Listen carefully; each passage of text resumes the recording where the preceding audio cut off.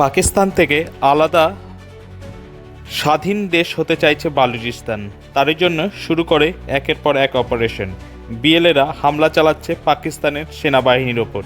বেশ কয়েকদিন আগে একটি সেনাবাহিনী ট্রেন থেকে হাইজ্যাক করেছিল এবং 48 ঘন্টা সময় বেঁধে দিয়েছিল বিএলএ, কিন্তু সেই সময়ের মধ্যে তাদের দাবি মানেনি পাকিস্তান, আবার উদ্ধার করতে পারেনি ট্রেনের যাত্রীদের, ফলে সমস্ত যাত্রীদের মেরে ফেলেছিল বিএলএ।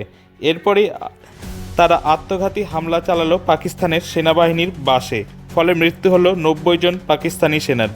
বিএলএর বিস্ফোরক ভর্তি গাড়ি নিয়ে ধাক্কা মারে সেনাভর্তি বাসে।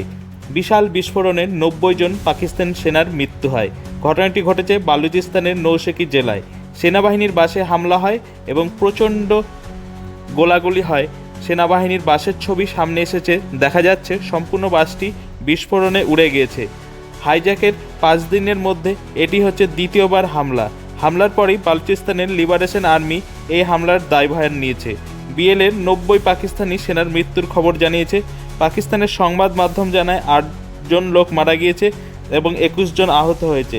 বালুচিস্তানের লিবারেশন আর্মির প্রবক্তা জিয়ারুল বালুচ দাবি করে, এক অজ্ঞাত হামলায় একটি বাসকে নিশানা করা হয় আর বাকি বাসে এলোপাথারি গুলি চালানো হয়। ওই সময় সেনাবাহিনীর 8টি বাস ছিল।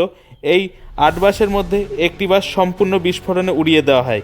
এই মুহূর্তে যেভাবে পাকিস্তানিদের সেনাদের ওপর আঘাত আসছে, তাতে বিপদ বাড়ছে পাকিস্তান সেনার। এ বিষয়ে আরও খবর জানতে কলকাতা সমাচার চ্যানেলটি লাইক করুন, সাবস্ক্রাইব করুন ও বেল আইকনটি প্রেস করুন। ধন্যবাদ।